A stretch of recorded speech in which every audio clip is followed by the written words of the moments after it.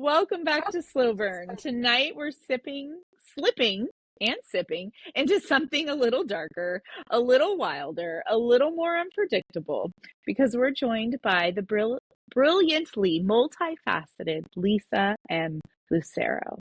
She's a genre shapeshifter, one moment writing romance that twists your heart, the next crafting sci-fi nightmares, then dropping you straight into thriller territory or brushing up against the supernatural.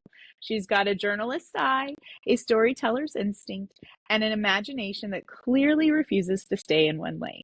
Her worlds are sharp, emotional, eerie, tender, violent, hopeful, all depending on the page. And honestly, that energy is perfect for slow burn. So settle in, dim the lights, because tonight Lisa is joining the PJ party. And we're ready to unravel her worlds, her chaos, her craft, and whatever secrets she feels like dropping into our laps. So let the spiral begin. Good evening, Lisa. Good evening and welcome. So, for starters, we hear that you are also, you're a former Kansas girl. Yeah. We are Kansas girls. So, well, that's cool. Are you a Jayhawk fan or a Wildcat fan? Jayhawk. So sadly, I am a Jayhawk fan, but I am getting my doctorate through K-State. So don't tell them because their scholarship pays for it. So we won't tell them that I'm not a Wildcat fan. Your secret is safe with me. How about yourself? I am a Jayhawk fan. Oh. We would have loved you. Rock Chalk Jayhawk. Right?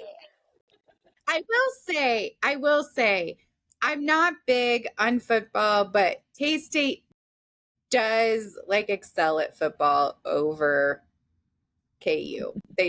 KU just, they're basketball and that's where they excel and that's where they should just hold on to it. That's their jam. Yeah.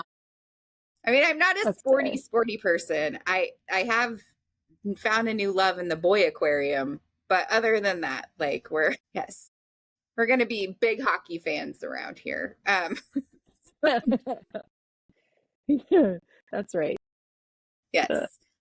So circling back, you write romance, sci-fi, horror, thriller, basically every emotional and psychological roller coaster available. So what makes you jump genres instead of just staying in that one lane? Well, I am always up for a challenge, and I find that writing different genres, including ones that I'm not completely familiar with, is rewarding to me, and it makes me into a better writer too, I think. And it really stretches my imagination and takes me on different journeys. And yeah, I just love it. I mean, and plus I tell people all the time at writer conferences and stuff that, if you stick with the same genre, you just write the same kind of stuff all the time, you might tend to get a little bored with it, and it might discourage you from continuing doing it. And I do a ton of research. I do a lot of research, and I have read various genres, so I kind of have a good feel of the format of how each genre is written. So talking about your research, in Night Shadow, you deal with covens, crime, horror.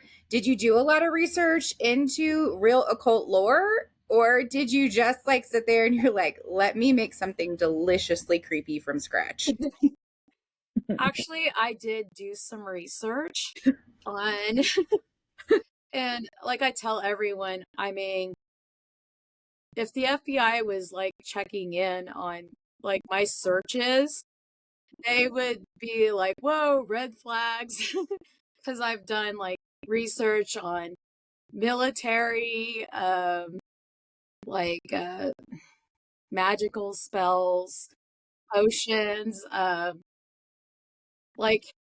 what is the most, also what area, like, in someone's body would you most likely kill them through a gunshot sort of stuff.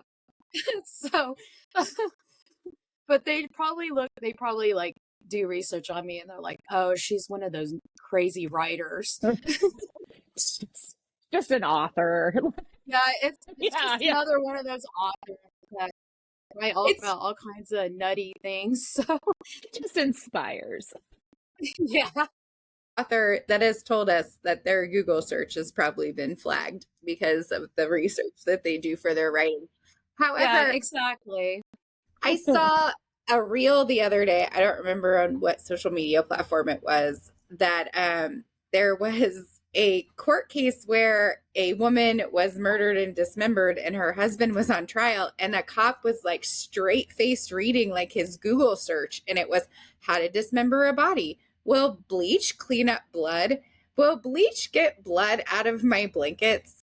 Can I burn my blankets and will they still find blood? Well, like, what's the best way to dismember a body? Where can I hide all the pieces of the body and not get caught? Like, I mean, it was all like, and then it said, like, and then they talked about specific websites, and he was like, Wikipedia or sciencesomething.com. And I was like, holy shit, dude. Yeah, exactly. This guy couldn't have made it any easier. Yeah. Oh my gosh. We did not think you were writing a book, sir. Yeah. I mean, like a couple of years ago, there was like a woman that had murdered someone. I think it was her husband, and she was an author and she wrote mysteries. And so she did all this research, and I think she partially wrote like about she had all these ideas already in her mind about how she was going to murder her husband. So, but I just thought that was crazy when that came out in the news. I'm like, wow. I feel like the craziest part though is she can probably still write and publish from prison. Right? Yeah, exactly. It's not sidetracking her, right? Right. It's yeah, probably she has just experience. giving her more to write about. Right. I feel like research is there, right? Like, Yeah, exactly. Personal experience. She knows Right? all about it. But now she's got even more tales to tell about how you can murder people, because now we have Orange is the New Black, right? Yes, exactly. So we just pan out exactly those the way pieces together. Yeah. So you were previously a journalist. Yes. Yeah. So how did your reporting on real life crime, the community stories you did, all of the human messiness that is out there, how did that shape the kind of fiction that you write now? Well, I got into journalism first off because I know a lot of prominent authors that started off as journalists, like Mark Twain, Ernest Hemingway, Margaret Mitchell. And I find that journalism like helped me develop my craft, my writing craft, with structure, and grammar, that kind of stuff. Also, like you learn like how to be non-biased, and so you learn like different sides. Like, how does a Democrat think? How does a Republican think? Or like, and you interview young people, you interview old people. And so you get a better understanding of like different people, and you're able to like develop their personalities more accurately, and like, and plus you're quoting people. And so that helps with your dialogue as well. So, and plus as a journalist, you learn about several different areas, and that kind of knowledge helps you with writing stories, like, and making sure that it sounds believable and that the details are more accurate. Yeah. Yeah, absolutely. Do you still do journalist work? Um, no, no, not really. I work at Grinnell College now as administrative assistant in data and records. Yeah. And so, but I did write for Grinnell College at first. And What made you stop? What was it, just so you could focus more on your books, or?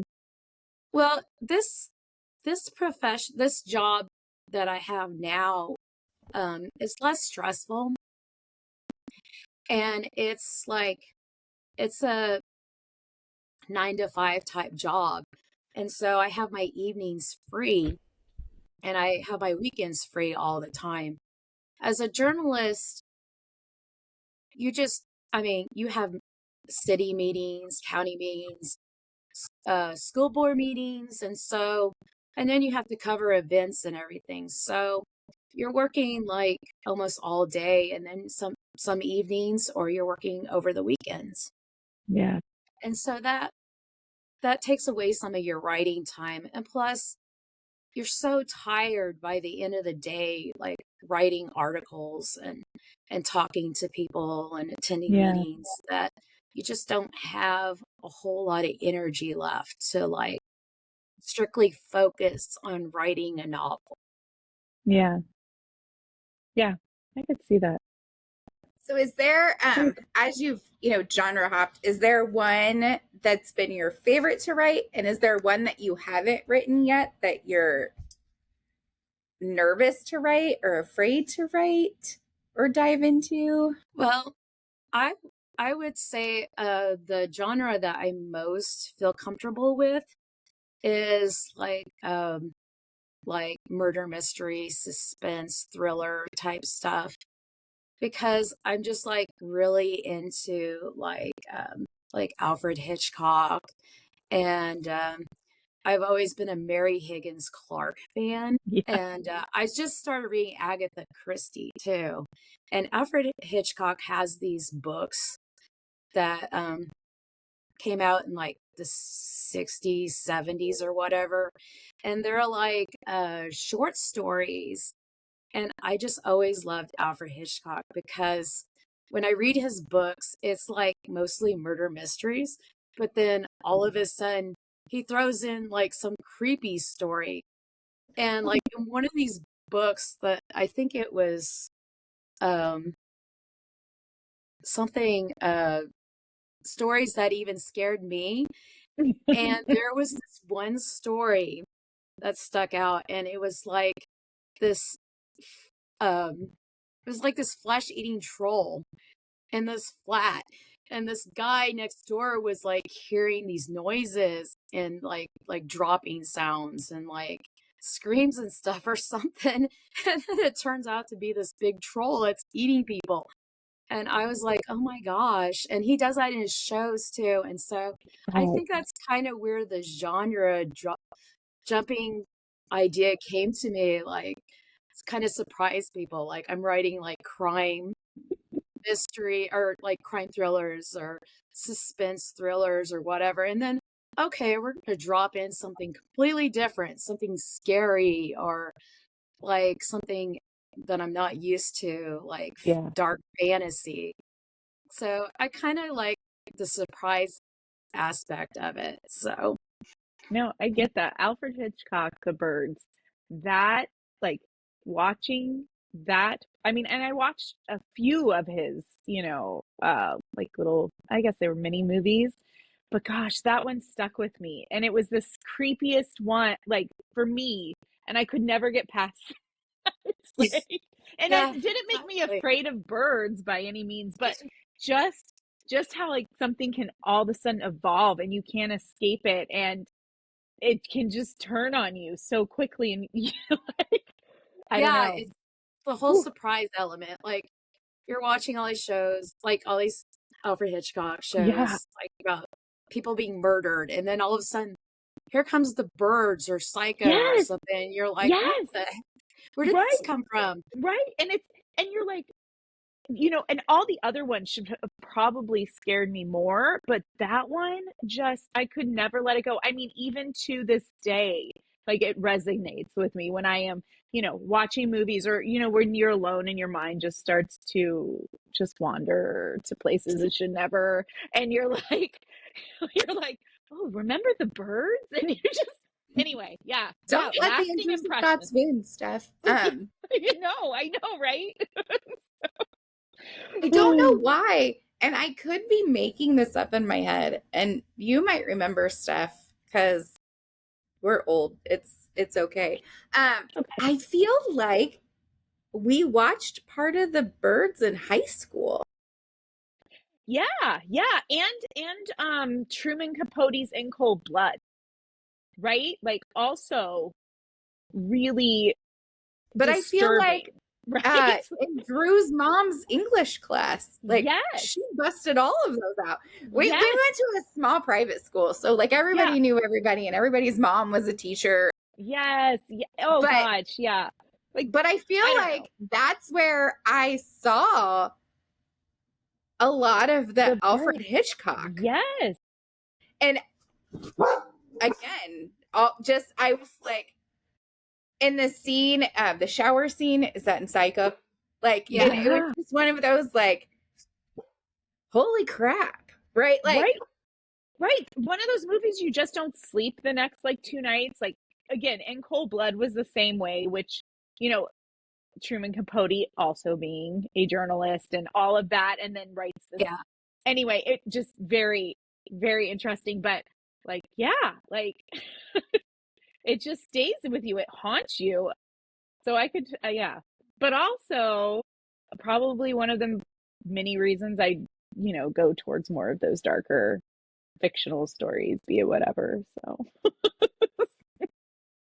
So then do you think it's harder to write emotional intimacy in like the suspenseful romance books, or the bone-chilling tension in those dark fantasy horror books? Honestly, in every one of my books, there's some romance. And I think it all came from like in high school when all the girls were like reading spicy books like Daniel and Jack Collins and stuff. Or B.C. Andrews. Yeah, I didn't start reading that stuff until high school, and all my friends were like reading that stuff. And I was like, I remember reading Jackie Collins, like Hollywood Wives or something. Or is it Hollywood Wives or something, or Hollywood Kids? I can't remember. I think it's Hollywood Wives. That sounds right. Yeah, Hollywood Wives. And there was this one graphical, intimate scene. I'm like, whoa, that's a little too much for my liking. But yeah, I try to keep it kind of clean cut, like clean.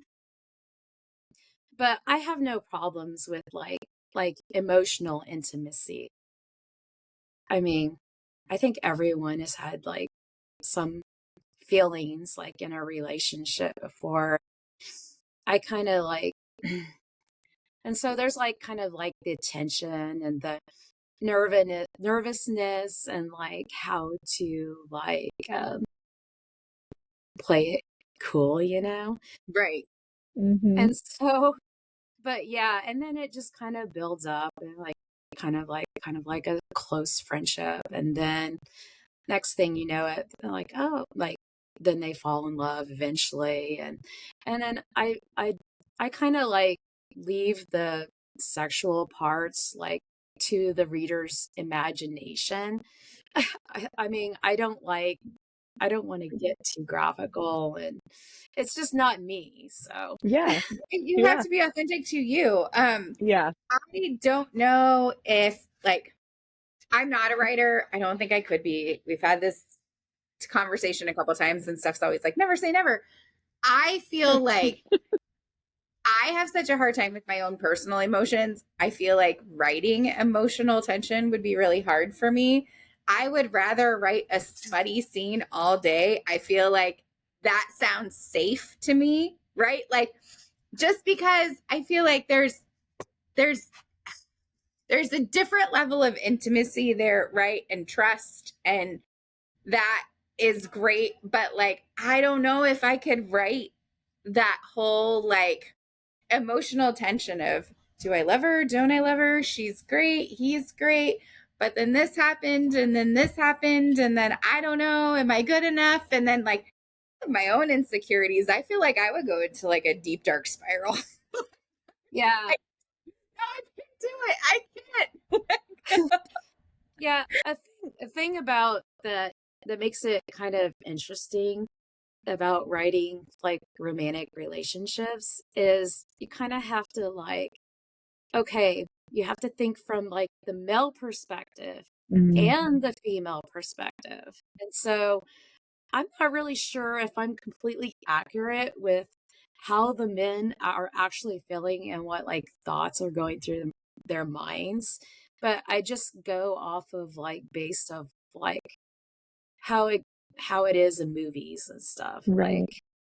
Like and that usually like in the movies you kind of hear like the man talking or like and you see their emotions and like and they're talking to their buddies about this woman that they're in love with, and so it kind of gives you some kind of idea of like what's going on in their mind. But as a woman, you know, and talking to my friends, I have a pretty good idea from the female perspective. Right. I feel like if I wrote the male perspective just from what I know, like the only thing that you would ever hear from the male is a text message that says you up. That's all you get. At 2 a.m. you up? Like that's what I know about men.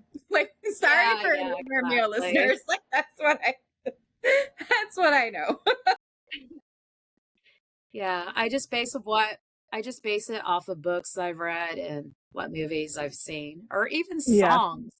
Like men write love songs right too. So I do believe that men have a lot of emotional depth. I do think they do. I just don't think that they want anybody to know that it's there. It's not manly. It's not masculine to have feelings and emotions. It's not cool. It's not, it's whatever. So it's better just to be a dick all the time. It's better to just like say you don't care about anything. It's better to think about guerrilla warfare than it is to think about processing like good or bad emotions, right? Like it's just easier to be like, you know what? I think I just would rather start a war, right? Like, and I'm just basing that off of I had a conversation with like a guy friend recently who was like, you're over here reading these books about, this, and this. And I just read a book about like guerrilla warfare or how to start a war. And I'm like, I mean, they all have their own merit, right? But like, at the same time, he's not going to process his own emotions. I'm just like, you've got a lot of anger in there, friend. And he was like, I'm fine. Everything's fine. I was like, I feel like it's not. I feel like it's not. I feel like there's a lot of things not fine in this conversation right now. A lot more to this.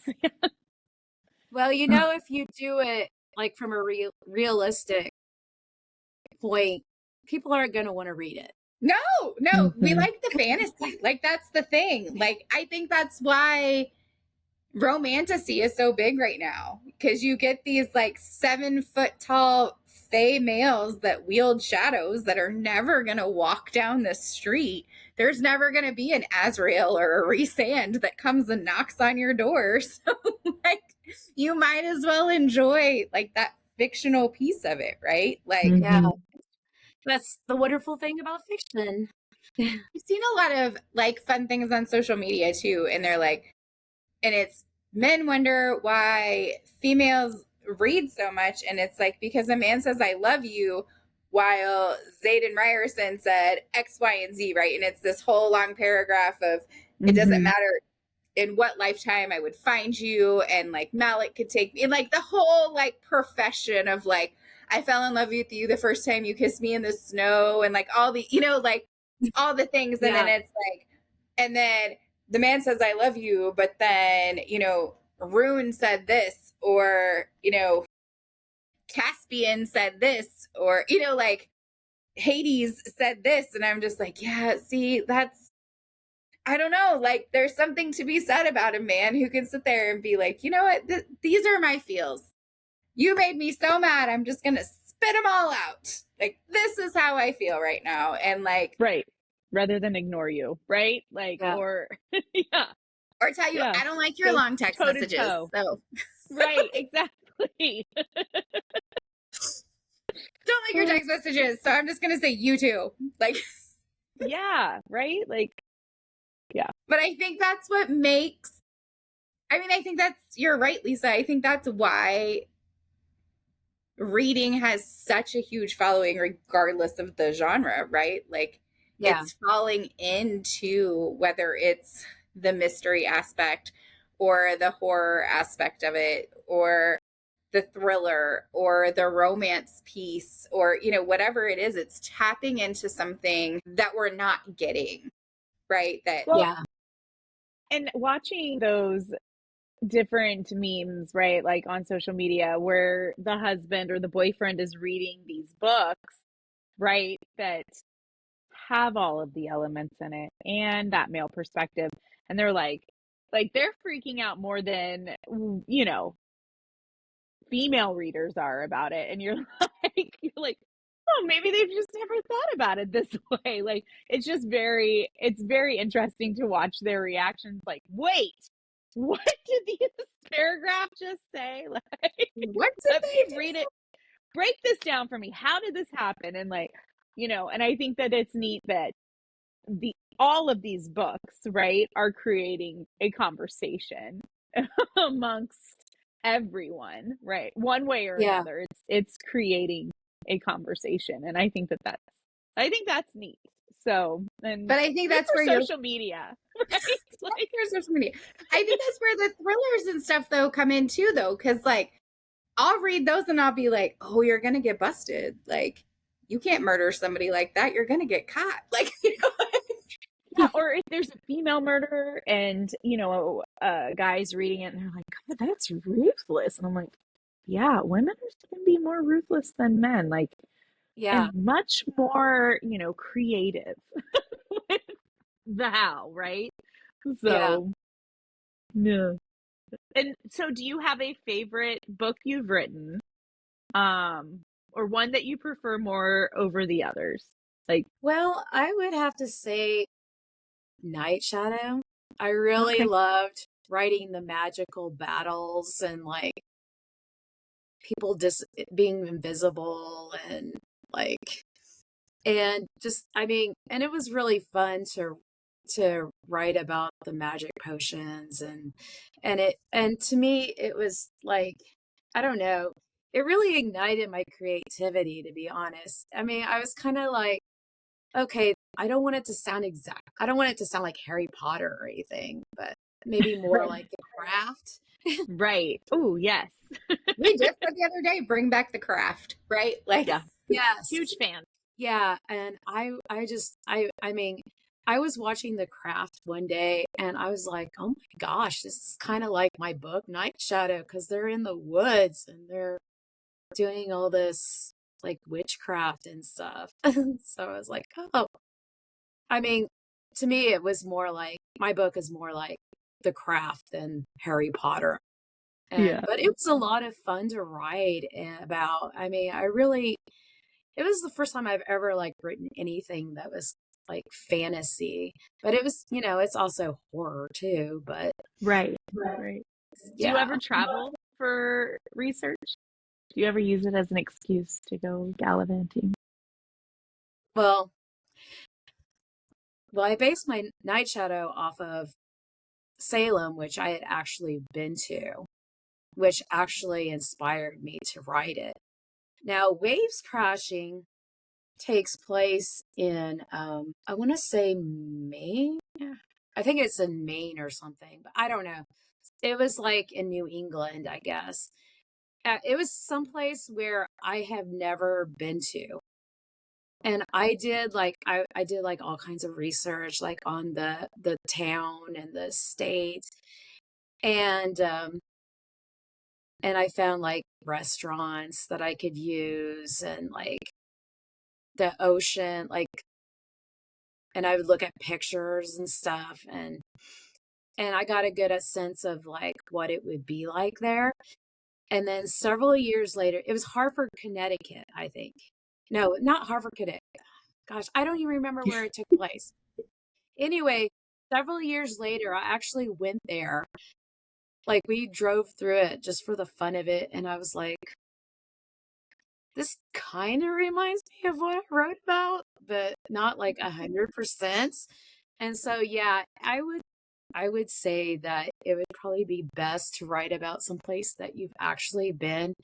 But, the locals probably have heard about the places that I had written about. And so they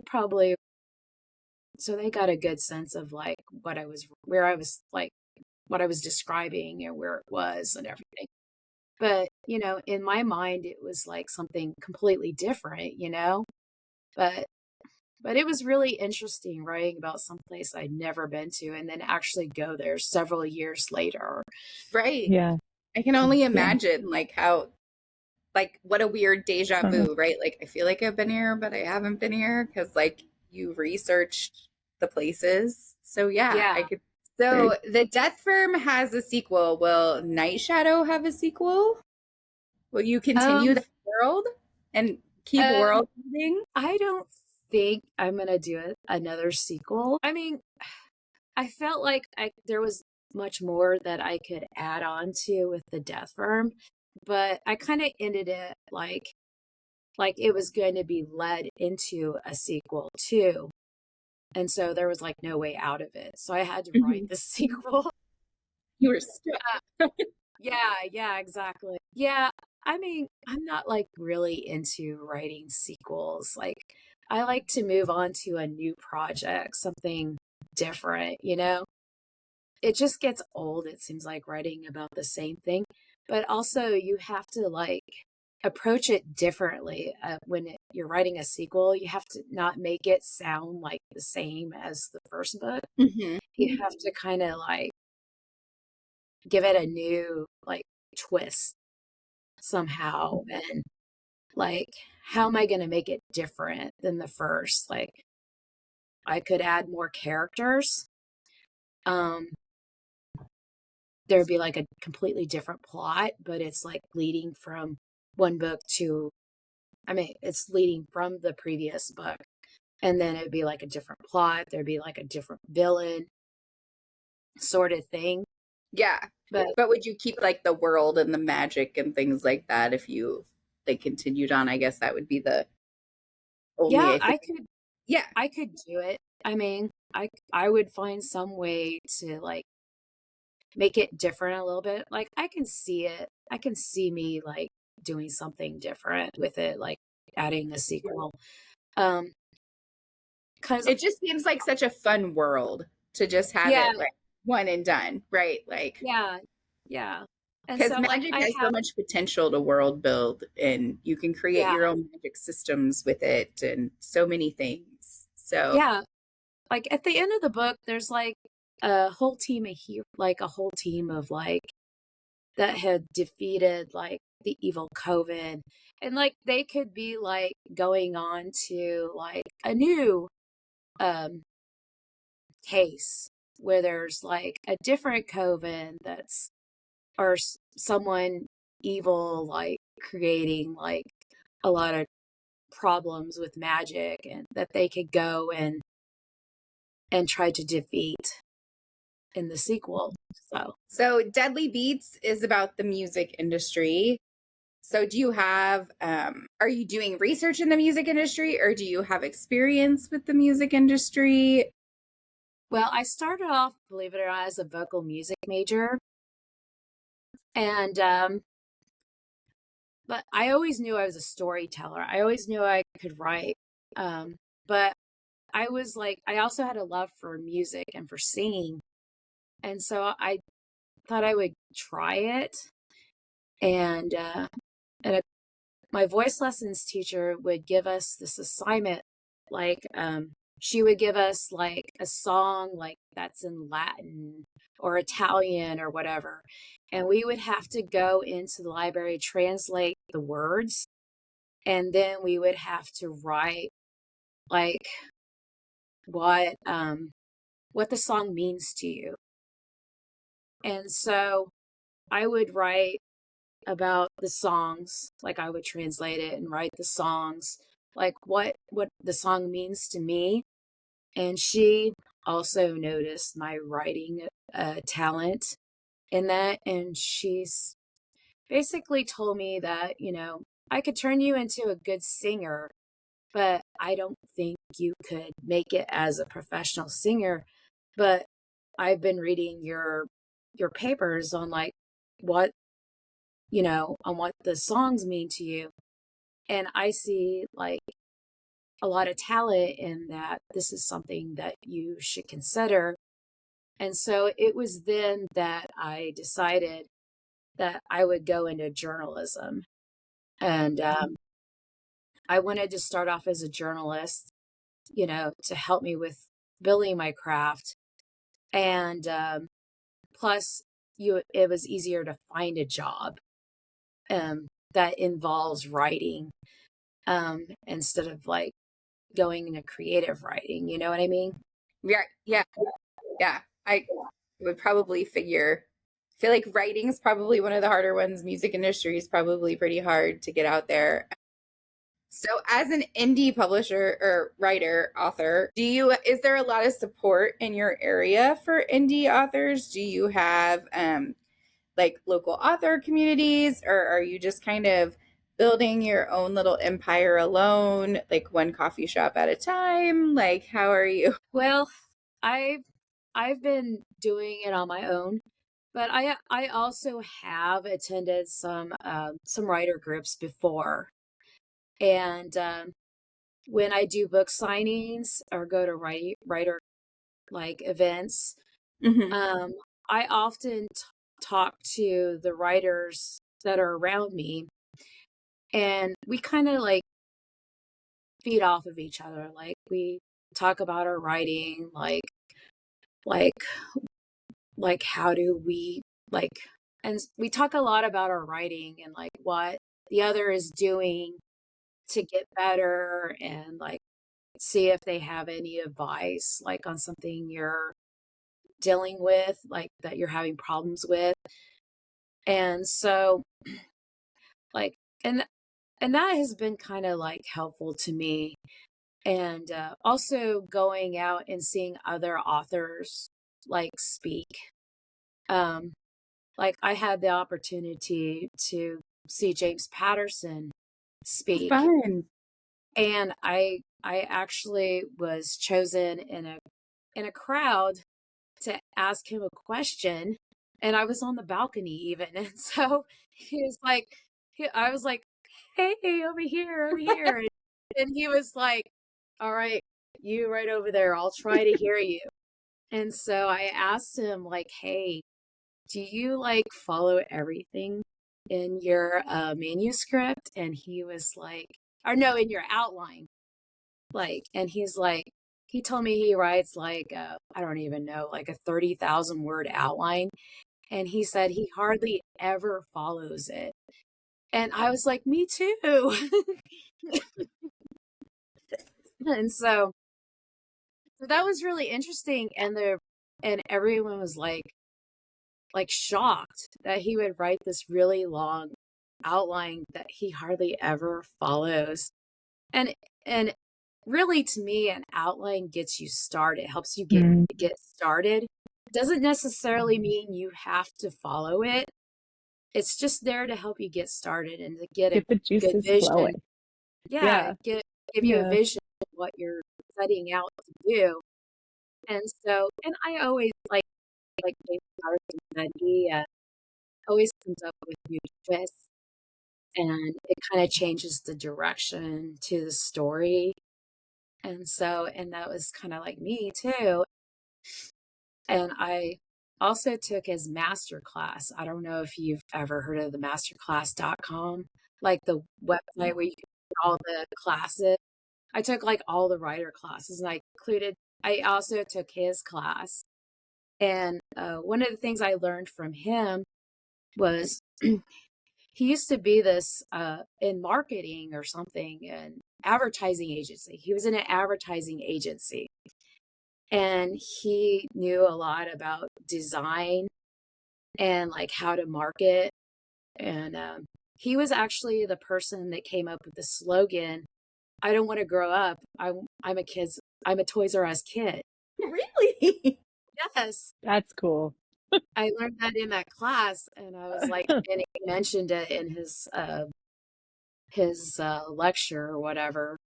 And so I You should, told him, yeah, I design my own covers too, and I learned like a lot about how you like sell your books through design. And so, yeah, and I think my first book was designed by the publisher, and I wasn't, Waves Crashing was my first book. And I wasn't all that thrilled about it. I mean, I told them like what I wanted, but it didn't turn out exactly the way I wanted. And so I was just like, you know what? I'm going to try to design my own covers. And so I use a combination of Adobe Photoshop and Canva to design my covers. And it was really interesting. Like the writers conference that I was a part of, like a couple months ago, I had 3 writers come up to me and they were like, man, I don't really like the cover designs that my publisher came up with, but I really like yours. that's And cool. so, yeah, I was like, yeah. And so I told him, yeah, this is what I do to design my covers and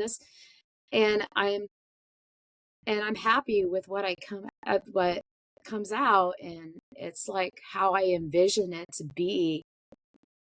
I mean, how is the publisher going to know exactly what you want the cover to be? Hmm.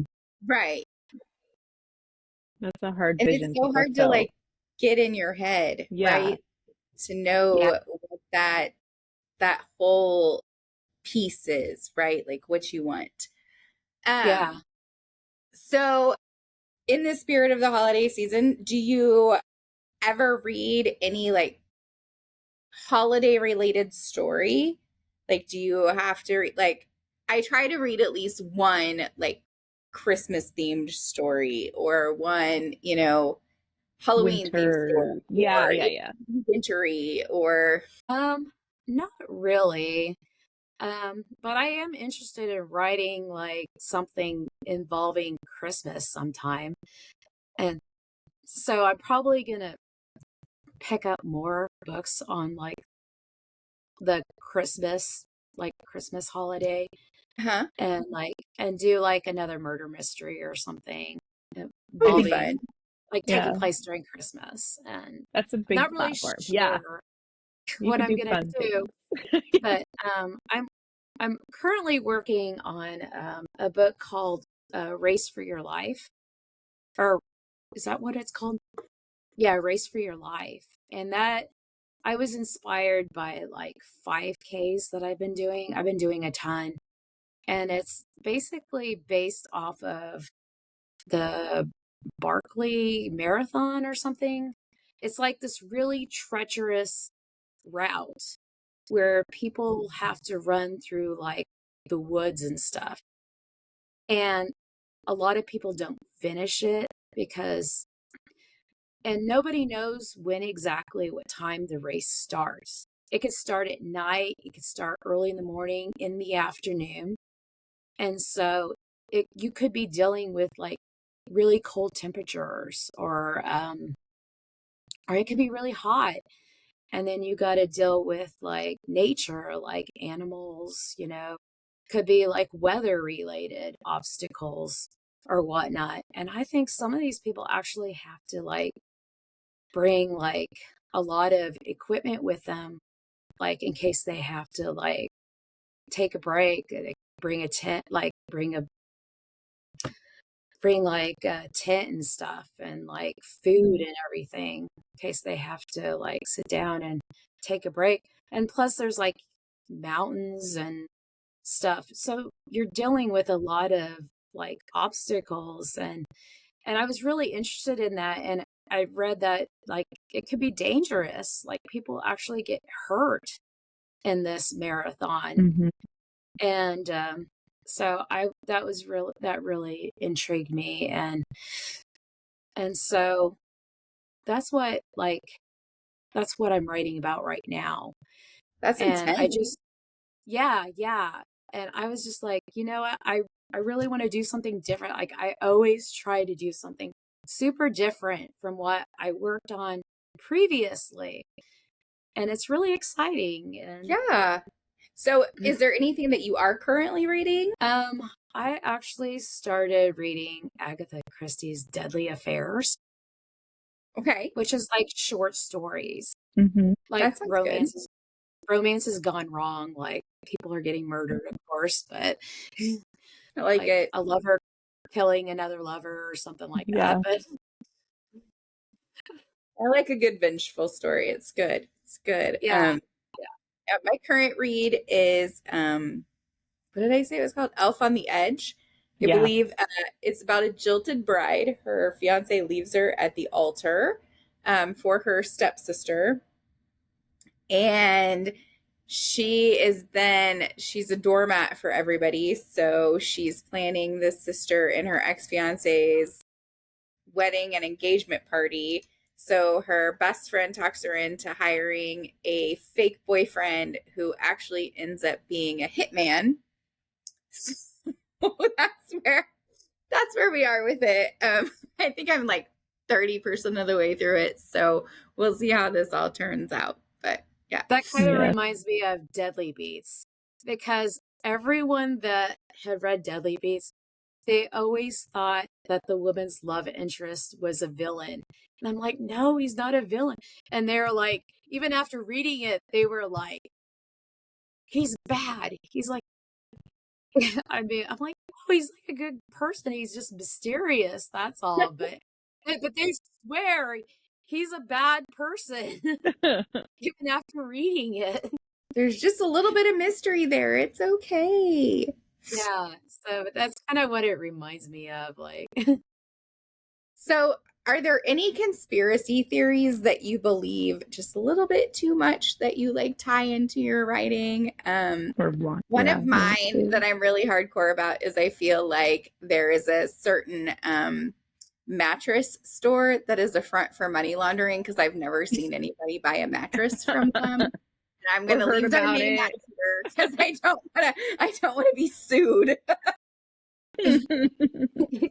yeah. Well, my latest book, Killer Crew, is actually about a crooked politician. And the town is being overran by this, it's a crew, a Mardi Gras crew called Crew La Beat, actually. And it's like a crooked mayor, and then there's like some council members and like some respected businessmen and stuff, and like people holding government positions that are part of this crew, and that's like really crooked, and they're like getting away with all this stuff, and nobody knows for sure how to take them down. Like the people that they've got the town like on their side because they're like giving them money, like, or like bribing them somehow. Mm-hmm. And so the two people that are like after them are like, well, how are we going to take them down? And so they come up with something to like, they try to set up some plot to take them down like outside of the town limits, because that's about the only way they could do it, Right. outside the county. So I like it. I know it's not really conspiracy related, but I mean, the way our government is going these days, it's pretty close. It hints exactly. for sure.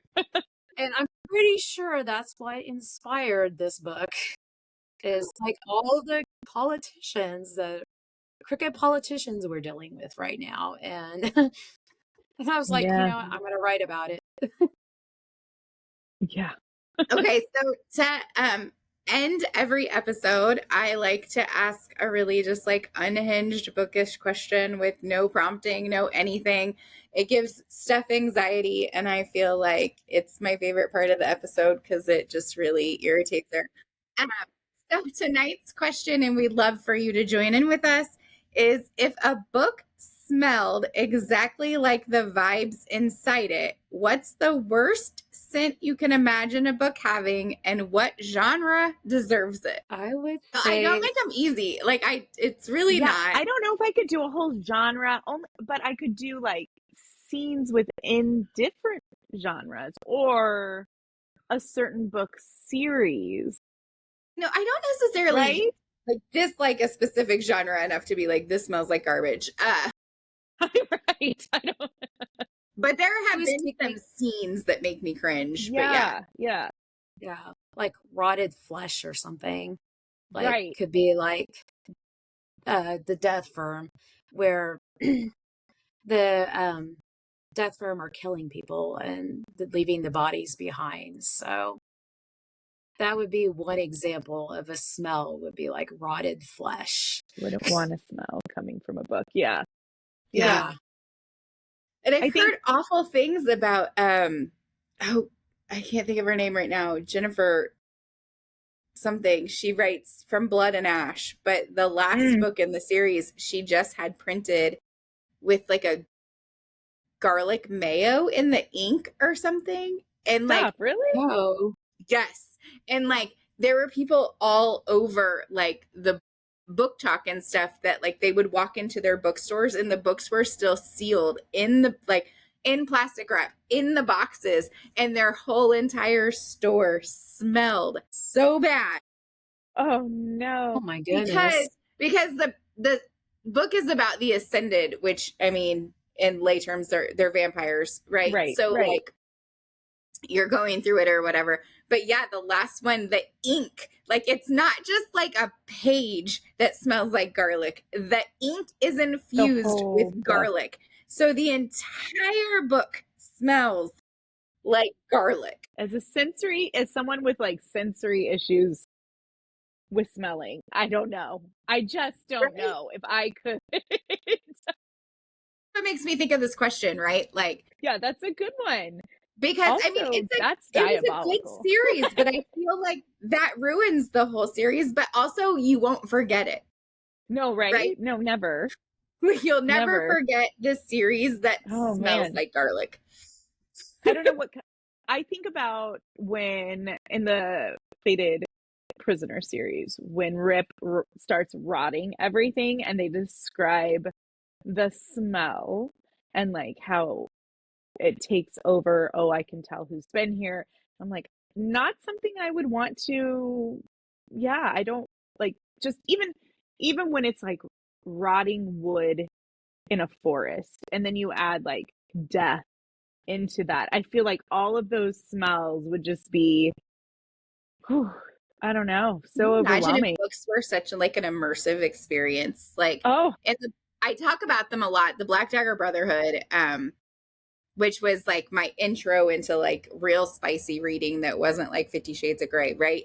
But right. the bad guys in there are called the Lessers, but the vampires know that they're there because they smell like baby powder. So like that's all they talk about is like this baby Oh, powder smell. And so like I can't smell baby powder the same anymore, right? Because it's associated with this yeah. awful thing in this book.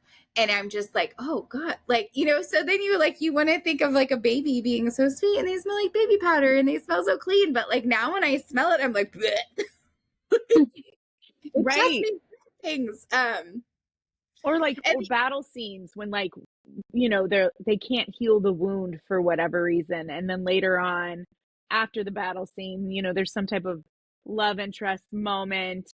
And then they unwrap it to try and heal. And then they describe the stench coming from this rotted flesh wound. And I'm like, no, that could have, I don't know if I Yeah. needed that. Well, going back to the garlic thing, I think it would be appropriate just for the scenes that involves the garlic, not the whole entire book. You know what I right? mean? Right? Because then it would be like an immersive experience. Like, oh, I can actually smell the garlic during this scene, but not the entire book. Yeah. Right. Yeah. Or maybe a scratch and sniff. Well, I was going to say, Yeah. we did the Curator's Bazaar sent us Yeah. these wonderful book boxes that had these little cards that had a smell associated with the book. And it was an amazing smell. And I can walk into my office and still smell it. And I picked up the book the other day to put it on my shelf and I could still smell it. And I'm like, that, you could have done like a garlicky watch. Like the entire book smells like garlic. To the point that like people were walking into their bookstores and like wanting to vomit because it was such, a horrible smell. And like she was advertising it on her social with like garlic mayo. And I'm like, I Oh can't man. imagine if you used mayo, because I feel like after a while, if that's truly what they used as like their scent, right? Right. Could you imagine how awful that mayo smell would smell after Right? weeks or months? How it would turn. That's not going to go Yeah. well. That's not. No. It's not going to do good things. The other thing I can think of, like, as far as like bad smells, I've read a few of like my darker romances, right, that take place in like hell or in levels with like Hades and Persephone retellings and things like that. And they're in hell or one of the like offshoot kingdoms of hell or whatever. And I feel like that smell would probably like, I don't think of like, like I don't think of it as being a pleasant, because I mean, Hades is in the underworld, and then you have Persephone, who is like flowers and plants and all the things, but then you take her below and it's like death and dying and like, and so I feel like that. And then the ones that are about like sex clubs and they walk in and they're like so taken by it, I feel like nothing about that sounds like it would smell good or be appealing. No, that would be off-putting. Right? I mean, not only that's a lot of body fluids. Like that's just sweat and like, I immediately go to sweat before anything else, right? Like there's not enough deodorant in the world for that. No. And then I think about like spray to try and overkill the scent that is there, and you're like, that's even worse. Like, or like the cleansers. Or the cleansers you would have to use, like the like medical smell to get it clean. Also doesn't sound appealing. Like nothing about that sounds sexy to me, right? Like you write it to be sexy, but like all I go in and like automatically like my OCD is like, okay, is that clean? And if that's clean, it should smell clean. But if it smells clean, like that's not sexy. Like, like you're going in and it's like, it's just this. My brain just starts to spiral. And I'm like, like, you're just supposed to read it. You're just supposed to read it, miss. Like, don't overthink it. Like, but I have to overthink it because I'm also like, I can't do bad smells, right? So like, I sit there and I'm like, I can't do it. I can't do it. Like nothing about that sounds okay. or when the male main character walks in and his friends are like, oh, I can smell her on you. And I'm like, I don't know if I would want that. I don't know. I don't want to smell like a brothel. Yeah. No. Oh, the other one that gets me are the fantasies where they wear a lot of leather. And then, they have those big battle scenes, and then all of a sudden it's like this big intense, and then they have like this like lovemaking scene, and they're like peeling off all this leather. Yeah, and I mean, they would have to peel it off. Like, how are you getting it off? Yeah. Secondly, like, that's a lot of sweat also. And contained. It's not like it could, like, breathe through the material. Like, I don't feel like leather's that way. So then it's baking. No. I feel like Lisa is finding out that we have a thing about sweat. I can tell. No sweat allowed. I wouldn't blame you, though. I wouldn't blame you, though. It's the same with like the sports romances too, when they're all in the gym or the locker room, and then like the girl walks in to find him, and I'm like, that just sounds awful. That sounds awful. Yeah. A men's locker room does not sound appealing, right? Like, yeah. Also, it could be like mildew scent from the shower or something. Right. Just none of it. Like, I don't know. Like, I automatically go to smell when I think of like these places, and it's supposed to be these like sexy scenes, and all I can think of is that just sounds gross. You just had like 36 sweaty hockey players after a game in there. Like, And then they showered. So then it got like moist and it got hot and like that's worse. Like Yeah, so much worse. Yeah. Smelly socks, Yeah. smelly jerseys. Right? All their pads, like their shoes, their skates. Yeah. Like, No. yeah, I can't. So yeah, we'll just end that on a smelly note tonight. That's it for tonight's spiral. And a huge thank you to Lisa and Lucero for diving headfirst into the chaos with us, for the genre hopping, the storytelling secrets, the dark twists, and the soft moments, and everything in between. She brought the vibes, the brains, and the beautiful madness we live for. If you're still here, you're officially part of the PJ party now, unhinged, overcaffeinated, and emotionally attached to fictional people. Welcome home. We'll see you next time for another descent into delightful disorder. Until then, hydrate, read something dangerous, and stay a little feral. Bye, guys. Cheers.